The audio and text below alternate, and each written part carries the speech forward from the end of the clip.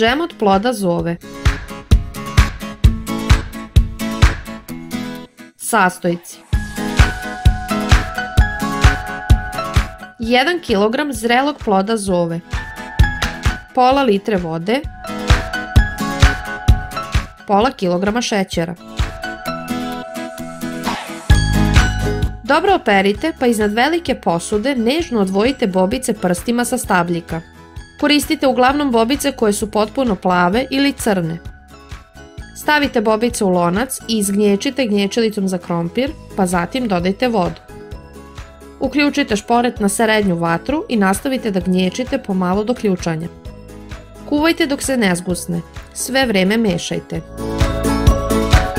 Džem sipajte kašikom u sterilisane tegle i kada se potpuno ohladi, zatvorite teglu i obeležite datum proizvodnje. Džem se čuva na hladnom i tamnom mestu. Nakon otvaranja čuvajte u frižideru.